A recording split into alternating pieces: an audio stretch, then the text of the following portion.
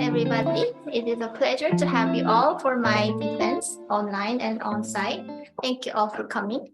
The thesis is supervised by Professor Gloria Mini and Professor Ligia Varna, and it is titled Methodological Development of Prospective Life Cycle Assessment, Harvard's Establishing Sustainable Bioeconomy Strategy.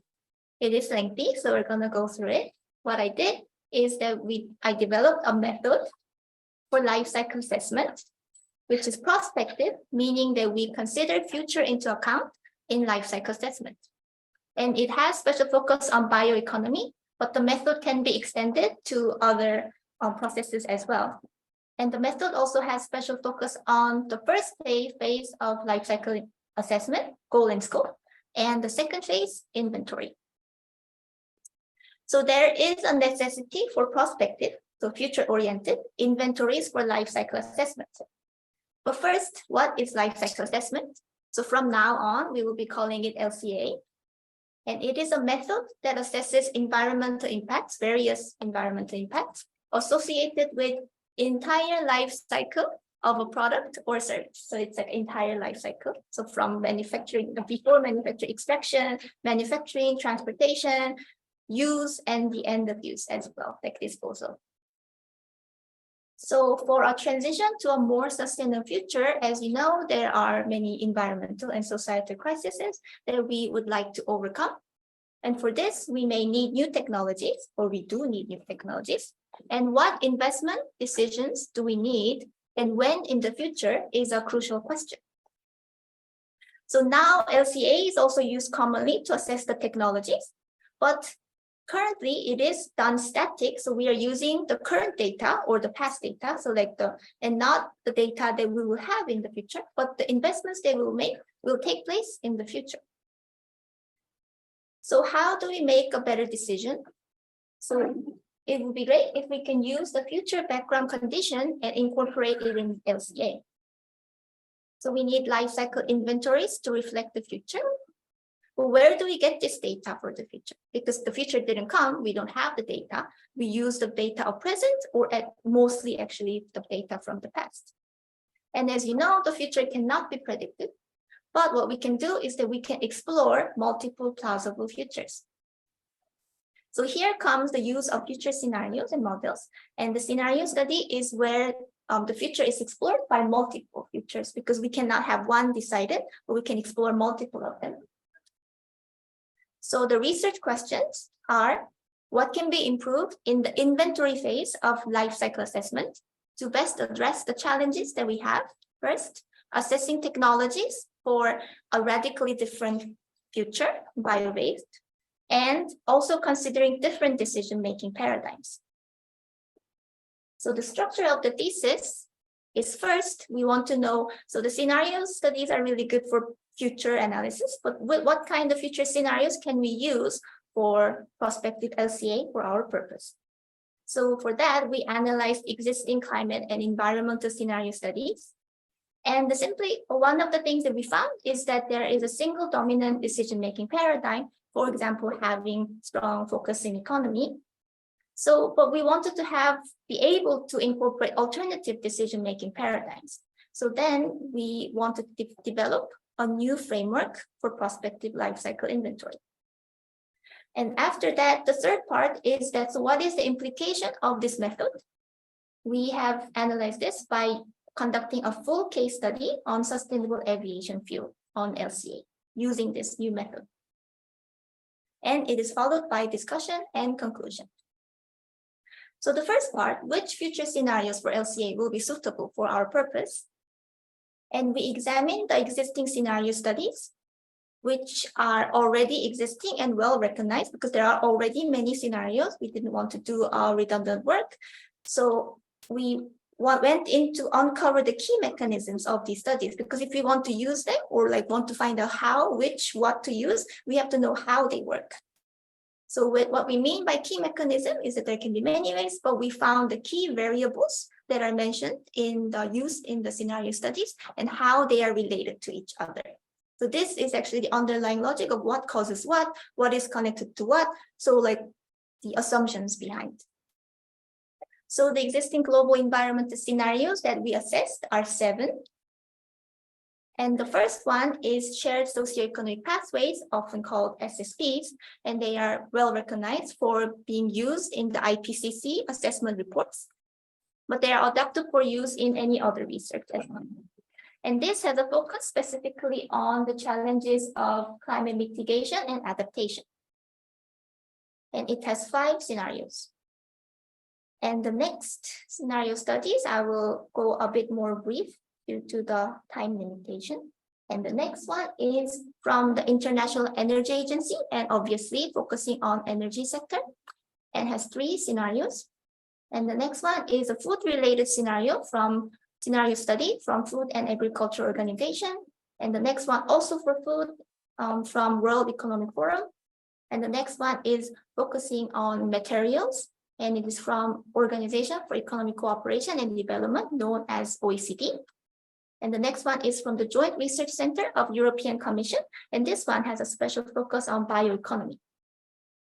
And the last one is actually not an environmental scenario study, but an intelligence report from US National Intelligence Council. This is to compare the implications of this study and the other environmental scenarios. And here you can see that on the very right side, there are a number of scenarios. It's usually between 3 to 5, but except for one, which has only 1. So they usually have multiple scenarios and also compare the results between them. So what we did, how we analyzed these studies is that we constructed causal loop diagrams. And the causal loop diagram is a well-known method for describing a complex system.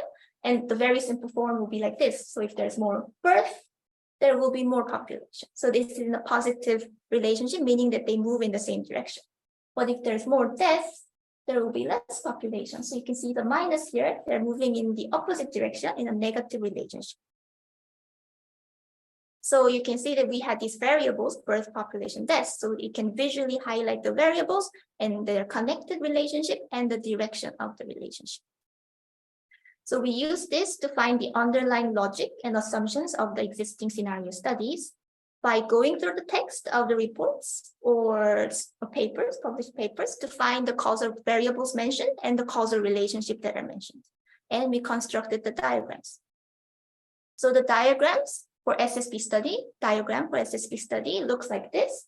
So here you can see red arrows and blue arrows. So before you could see plus and minus, but because this diagram is a bit more complex, we highlighted the positive relationship, the one that moves in the same direction in red arrows, and the one that moves in the opposite direction, the negative relationship, in the blue dotted arrows.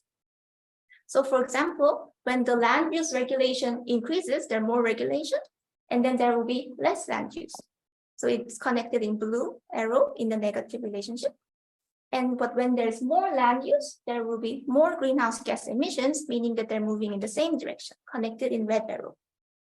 This is not that this is the absolute truth in the world, but this is what this study assumed and we found. So we constructed these diagrams, 7 of them for all the studies.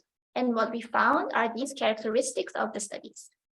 So there were not so much feedback loop back from the nature to the human society. So our economic growth or our consumption, the land use affect, like for example, greenhouse gas emission, biodiversity. But what happens, the change in the nature back to the human society is not considered much. But they were always the result, the nature outcome. And also the extreme events, shocks and disruptors were mostly absent. What I mean by this is the pandemic that we have experienced or the war. And we know that this can greatly affect our human society and the environment, but these were not mentioned much in the studied scenario studies. Yes, but interesting thing is that in the intelligence report, they were considered in quite large importance, the pandemic, war, like specifically these, even though it was published in 2012, but not in the environmental scenario studies. There were also limited representation of bioeconomy because for bioeconomy, it was mostly focusing on food and energy and not much about the other material use and so on. And also what we found, one of the things we found is that there was unchallenged decision-making paradigm, which was based on the limited worldview. There can be many things, but one of the things is that the economic dimension played a dominant role in the relationship of variables. So the cost or GDP played a very big role. And by extension, this influenced the decision-making logic behind these scenarios. It doesn't mean that this is wrong or bad. It's just that there is only one dominant decision-making paradigm. Also, the other thing can be unchallenged assumption that there will be ever-growing GDP. So how do we use these scenarios for prospective LCA was our research question. So what did we get from this study is that it is actually difficult to use the existing scenario directly for LCA for our purpose, because it had prevailing single decision-making paradigm underlying in their assumptions, and this may not capture the radically different future that we may need for a radically sustainable society. So in order to adapt alternative decision-making paradigms into LCA, in order to possibly consider radical and extreme futures, for example, putting other values like human health, social equity, climate change as priorities other than only the economic value. So how can we select the data for LCA inputs and outputs under different decision-making paradigms if we want to have these various value choices as priority? So then it goes on to the next chapter of the thesis, where we develop the framework for prospective LCA with alternative decision-making paradigm. Yes, so what do we mean by these alternative values for decision-making? As discussed in the previous section about the scenario studies, we can call this guiding star, something that guides our decision-making. So until now, often it is the cost that it makes these decisions when we guide our decision. It is also in the scenario studies, but also in conventional LCA. In many cases, when we choose the suppliers for the inputs or co-product substitution, the cost competitiveness was the main value that was considered. But however, cost is part of economy, but economy is part of society, and society is part of nature. So this embedded form of economy, society, nature is common among many sources, but here we adopted it from the donut economics. So cost is only part of economy, then there are other factors that we could consider in society and nature. For example, human health, democracy, inequality, or climate change, biodiversity, and so on in nature. And in this point, when we decide our guiding star, stakeholder can also be engaged. For example, when we do an LCA, it's not just the practitioner that can have a voice. It could be the policymakers related to this technology, or the community members, or the customers of the product who think that for this LCA study, we have to have certain values that are emphasized other than cost. So you can have other role actors play a role in this stage.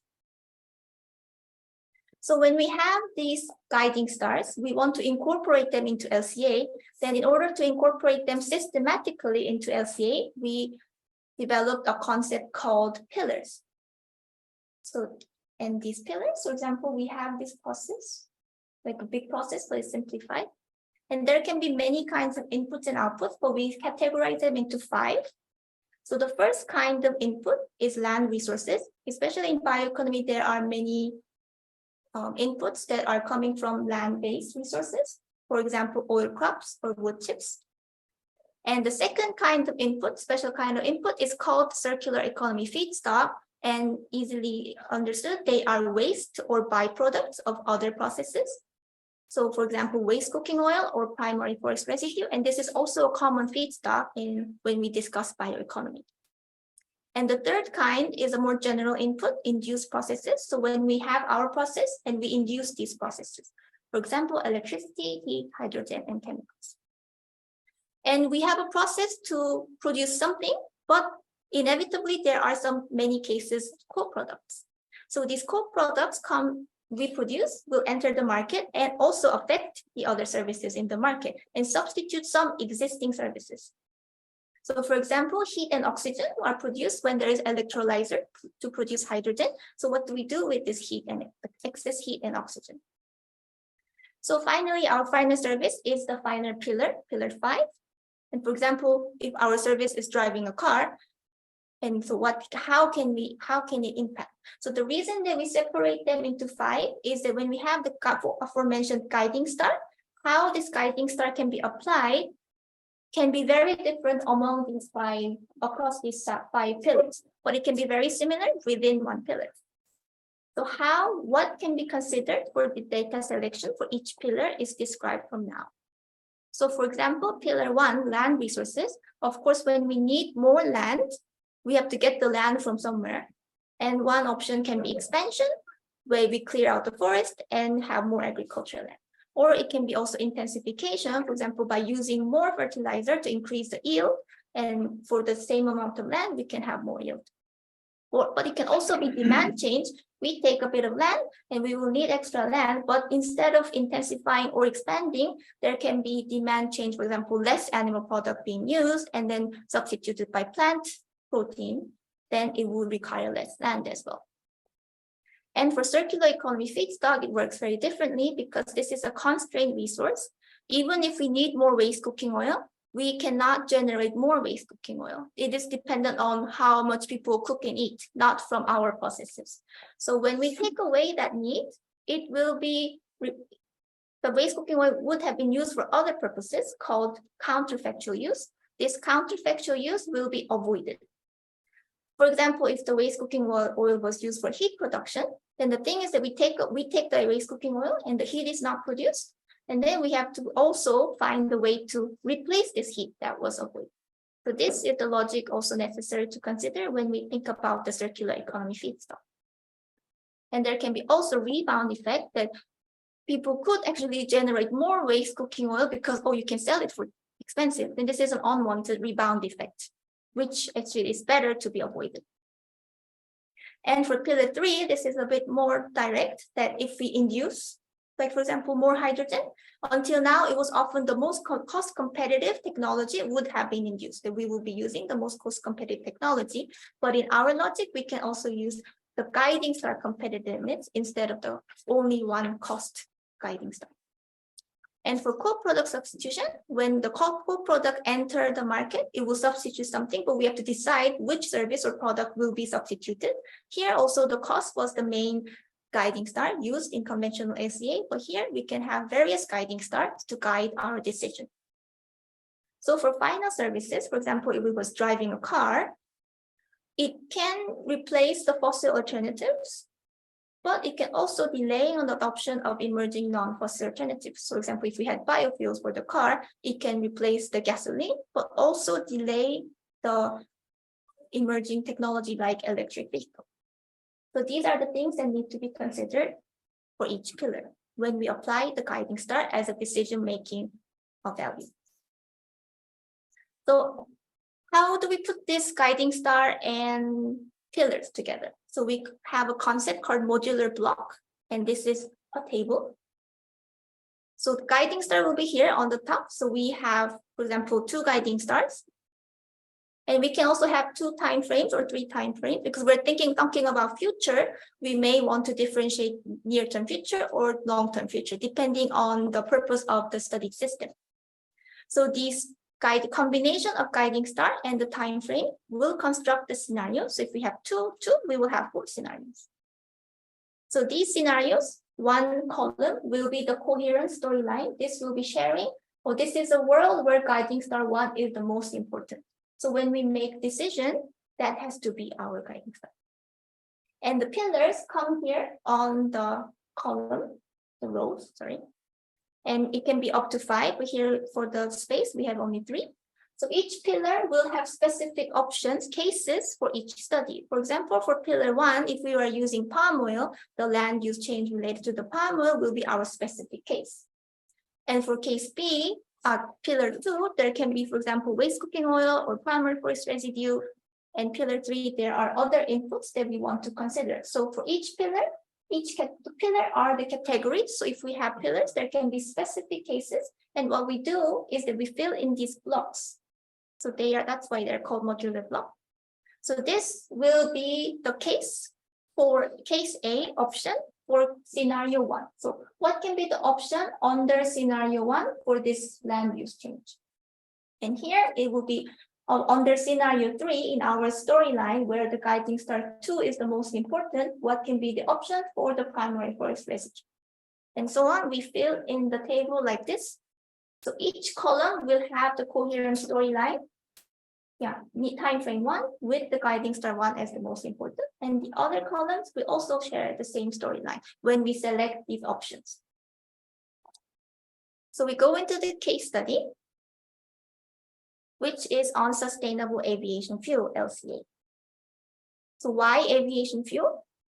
It is because it's a sector which is under more and more public debate and pressure, especially motivated by climate change issues. And also we had an availability of the very good inventory, also done by our colleague Seung last year. So this will be also the reference study where we got the most part of the foreground system and also compare the results together with our result. So what is the functional unit of our study? Is 1 revenue passenger kilometers, RPK, which is a standard unit in aviation. It is number of passengers that board on the flight. So we have like a unit, 1 RPK for each technologies that we compare. And our system boundary is well to wake, which means the production, from the production to the use phase where the flights are flying. And we use system expansion, including counterfactual use of the constrained feedstock and the substitution of co-products. So in this assessment, the life cycle inventory, LCI, that we used. For the background data, we used EcoInvent database. And for the foreground data, we used the aforementioned Thesis from Seung. And for the life cycle impact assessment categories, we used environmental footprint, EF 3.0, and they have dozens of impact categories, but we used 6, also following the logic of the aforementioned reference study. So the technologies that we assessed are these 8. And here it is categorized into 3: biofuels, electrofuel, and hydrogen. So biofuels are from bio-based resources. So we have actually 3 technologies: biomass gasification for gasifying biogas, and isobutanol to jet, where we ferment the biomass directly, and hydroprocessed esters and fatty acid, where we use the lipid source, fat source, to produce fuels. So then they are divided all into 2 parts, because first we have residual biomass option, for example, primary forest residue for first 2 technologies. And for the lipid source, we have waste cooking oil as residual biomass, but we also have land-based resources like wood chips and palm oil to compare. So they are called, so the ones using primary forest residue will have acronym called PFR, and the one from waste cooking oil, WCO, and the land-based resources will have LUC as the acronym. So this is BGFT, I to J, HEFA as acronym used in our result later. And the electrofuel is something where we use carbon dioxide, usually it is captured from air or from other facilities, and combine with hydrogen to make hydrocarbon fuel. And they are often called synthetic fuel or electrofuel. And hydrogen is directly combusting hydrogen for energy use. So we have these 8 technologies that are compared, also with fossil kerosene, which is the energy being used for flight at the moment, to compare the result with the other technologies that we assessed. And the geographical scope is that these fuels are generated in France. And we have 2 time scopes, 2035 and 2050. And there are some differences. For example, propulsion efficiency, it increases. And also for fossil kerosene requirement now, and also we assume in the near-term future, it will have to be blended 50%. So all the biofuels and electrofuels, the liquid fuels, can only be used up to 50%. But in the long-term future, we assume that there will be no blending requirements. And the electricity mix also is a bit different between 2035 and 2050. We calculated them using the common way of calculating marginals for consequential LCA, but using a more recent data from European Commission, the projection of the electricity for France. And the heat sources also differ between 2035 and 2050. In 2035, we have natural gas as both high temperature and low temperature. But in 2050, for high temperature, we have electric furnace and low temperature heat pump as the sources of heat. And this is a sample case, HEFA, that was using oil. So here we can see how the pillars appear. So we have pillar 1, land resources. So if we were to use palm oil, it will be here. And if we are using waste cooking oil, it will be pillar 2. In our case, we don't blend these two, so it's always either land-based resources or the residual biomass. And these are the inputs, induced processes, and these are the co-products. So they will go into the market and substitute other services. And this is our final service and functional unit, 1 RPK of passenger flight transportation. So we discussed before, the pillar 2 is that if we use waste cooking oil for our process, it will avoid the counterfactual use that was already being used. For example, combusting waste cooking oil for heat production, and it will induce the heat production. So this is what we have to consider in pillar 2. And when the co-products, pillar 4, enter the market, it will substitute other existing services. So this is the framework, how it works step by step. So we have guiding stars. So first, we decide the guiding stars and the time scope. And here we can also engage possible stakeholders. And here in our case, we chose cost, human health, and climate change, 1 from each dimension: economy, society, and the nature. The cost guiding star, we will call here from BAU, which is business as usual. And then the second step is that we have to fill in this column, the options that we are going to diversify. As you see, can imagine if we have many, many scenarios and many, many options, it will be an extensive work to fill in all these options. So we need to make some selection on like which inputs and which co-products we will be diversifying.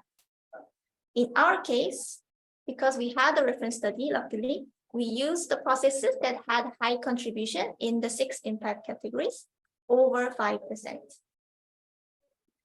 Then the next part is to fill in the block options. So, okay, what will be the option for this scenario, for this case? So what we did is that, for example, if we have hydrogen, we would have data from other reference studies for hydrogen production and run a preliminary LCA to see what has the lowest impact in climate change, what has the lowest impact in human health. So to see, okay, then we want to have a world guiding star, human health world, then it has to be the least impactful in human health. So that's how we made the selection, this will be shown a bit more in detail later. And the selected guiding stars and the time frame was 2035 and 2050, and cost, human health, climate change. So these are the scenario names in combination of these. So this is the modular block that is filled. As you can see, it looks complicated. So this is the options that were used in the reference study. So these land use change, PFR, waste cooking oil, they all had options. Also, what kind of data was chosen for the reference study are these. But in our case, we have 6 scenarios. And for BAU, it means that the cost was prioritized. So these options that were selected were the ones for hydrogen, for the waste cooking oil, the one that was most economic or projected as the dominant thing in the market. But in the other guiding stars, other scenarios, the priority is not the cost or the market, but human health or climate change. So in this column, the options were selected based on how do we minimize the human health impact or how do we minimize the climate change. And these are co-products, and these are also selected with the same logic.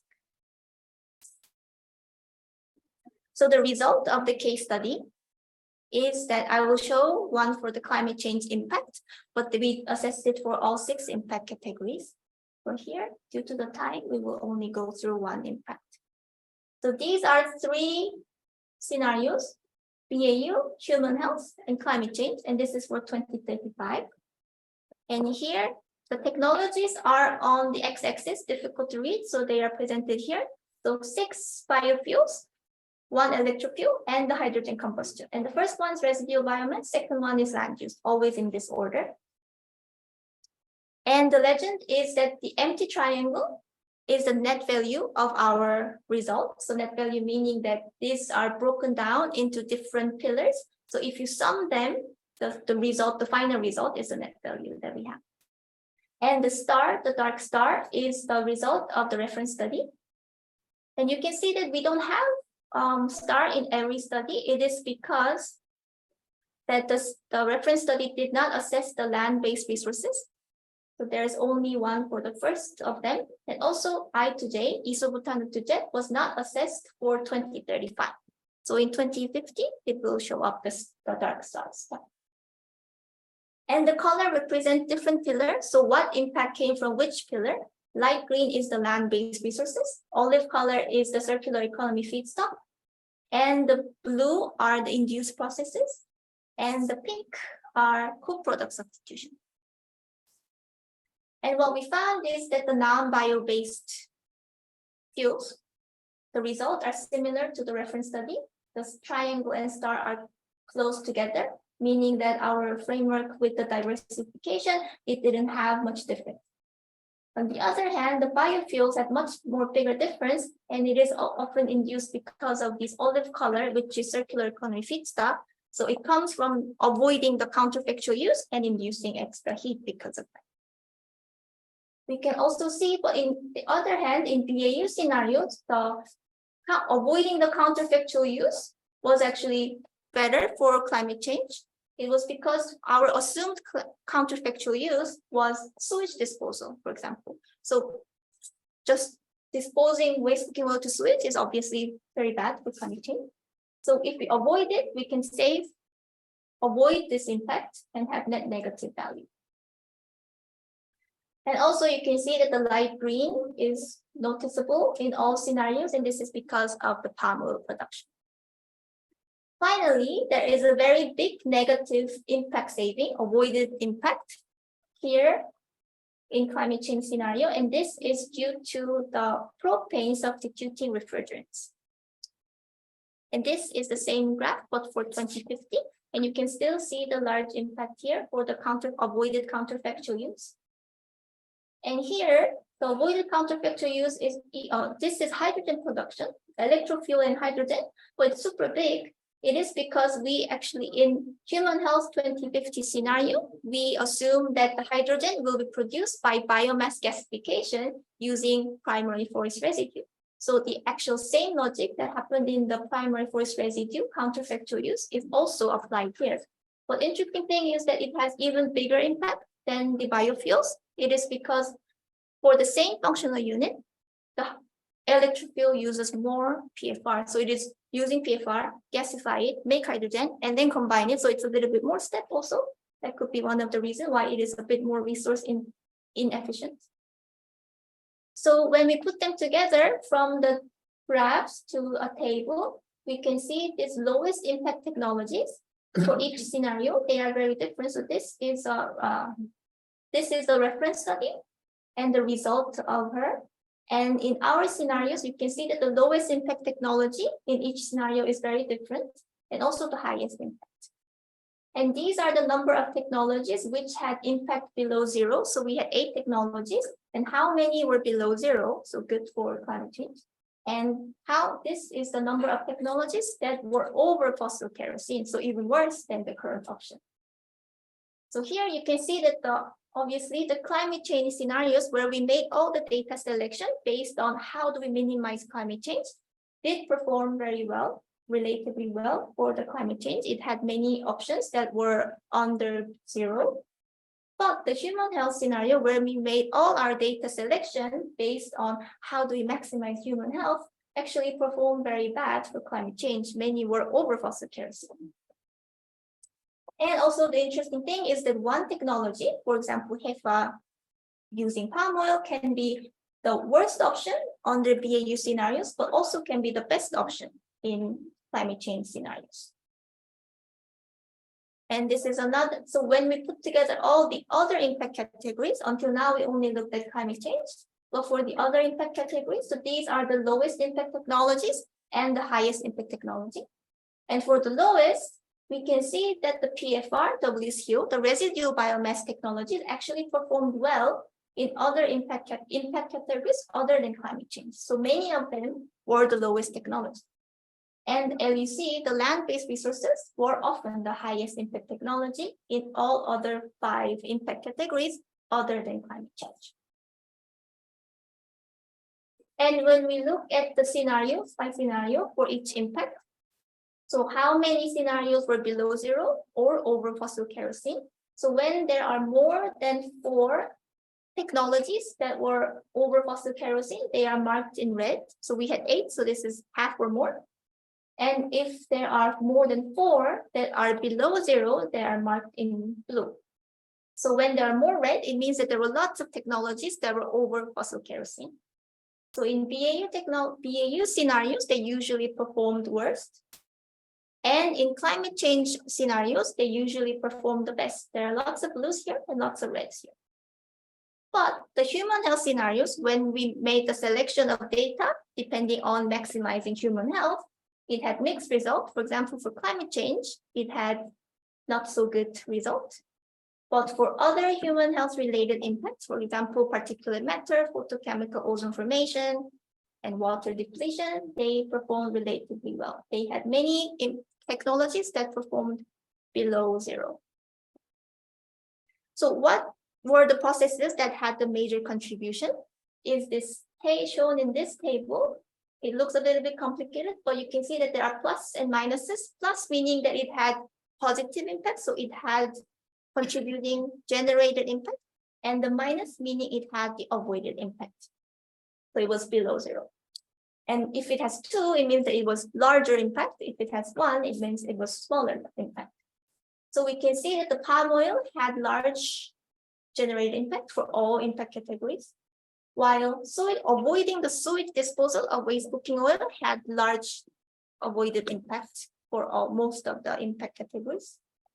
And also the one with large impact was avoiding the burning of waste residues like PFR or waste cooking oil with carbon capture and storage, because we avoid the one that had carbon capture, which would have saved a lot of impact. But since we avoid it, for example, in climate, it brings large generated impact. But in the other impact categories, it actually has negative. It avoids because combustion itself also has consequences in environment. And of course, there's induced heat because of avoiding the burning of residual biomass, that there's extra heat that we generate, and they are also generating more impact in many categories. For the co-product substitution, as mentioned before, the propane that substitutes refrigerants have large avoided impact. And also cooking fuel avoided by propane, for example, charcoal and firewood, also has some large negative impact in some categories like particulate matter and photochemical ozone formation. So the discussion and conclusion from these results are the key specific implication is that the major drivers of the impact were the counterfactual use of the residual biomass and the palm oil cultivation and the co-product substitution. And also the impact of biofuels were highly dependent on the feedstock, obviously, and using residual biomass at feedstock had lower impact than land-based feedstock usually. So it was better to use the waste than the land-based ones, but not always in climate change. And the best and worst performing technologies varied greatly. So one could be the best in one scenario, but worst in the other scenario. And by scenarios from this table, we can see that the BAU scenarios usually performed worst, and climate change scenarios usually performed best in 6 impact categories. But the human health scenarios, when we made decision based on human health, it had mixed results. Some it was low, some it was high. So there are trade-offs. There can be trade-offs between different impact categories. And specifically for climate change impact, you remember this graph, that the future where the climate change is a priority, HEPA, the one here with the very low pink, is because it produces lots of propane as co-product and it substitutes refrigerants. So It may be the best option, but only when the propane substitutes refrigerant. So it's very highly dependent on one co-product substitution. And biofuels processes using residual biomass, the ones in the first, so the first one, third one, fifth one, they can have higher impact than using the land-based ones because of the counterfactual use. So it actually means that it's very difficult for using biomass for biofuels to be better than directly burning them. Of course, the impact is highly dependent on what the future marginal heat is and the availability of the carbon capture and storage, CCS. And also electrofuel, as we saw here, can have very high impact when we use PFR, meaning that it can be very resource inefficient compared to other biofuels, and also hydrogen, because this means that electrofuel uses more hydrogen than the hydrogen combustion for the same functional unit. And the hydrogen combustion had the lowest variation. So it didn't move, except for in this case, it didn't move a lot. So it can be the most robust option across scenarios, but we did not vary the electricity input a lot. We had difference between 2035 and 2050, but not between the scenarios, between the guiding stars. So the general implication of the framework can be obviously that the different backgrounds given by the scenarios matter, but it was much more greater than we expected. And so this framework can allow the decision makers to see the consequences of investing in different technologies in a different type of coherent future. So like in what scenario, what was the result? So it also helps them to separate and clarify various background issues. So they were divided by pillars. So the counterfactual use is from pillar 2, the land-based one with pillar 1. So you can see what pillar causes which result and connect them into one coherent scenario, which is done by the guiding stars. So they can also be clearly aware of the potential impacts of variations that are often overlooked. For example, the word that you heard a lot today, like counterfactual use of residual biomass and the co-product substitution, is something that is often overlooked compared to like electricity use or heat source. So since we have identified these hotspots, and this can be a very common issue in different bio-based processes, because using waste cooking oil or primary forest residue can be very common, and having propane or other co-product is also not the most rare case. So this can lessen the effort of identifying common issues with potential large impacts. But the study is also not without limitation, and there is also limitations associated with data availability and assumptions. This is not only for this study, but also for general LCA study, but still, because we added new processes from the reference study. And also there were many assumptions that can vary the result of the study. And there's also broad possibility for the co-product substitution that may not be captured. For example, we use propane that will substitute transportation fuel or refrigerant or cooking fuel. But there can be other options that propane can be used in the future that I may not have considered.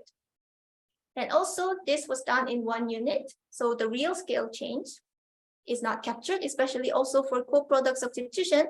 If we have so much propane produced because of the biofuel, will we have enough demand to capture all this as refrigerants? And as you saw, the result can be quite complex because we have many different input options. There's a limitation in the interpretation and effective communication of the complex result. So for the further research, there can be improvement in the interpretation of the research. And also, this framework can be applied to other case studies in different fields. And also examine the compatibility and adaptability of this method with other prospective LCA studies. For example, one is an emerging body of study trying to combine integrate assessment models, IMs, and the LCA. And that's it. Thank you very much, especially for our committee members, the supervisors, and the president, faculty, and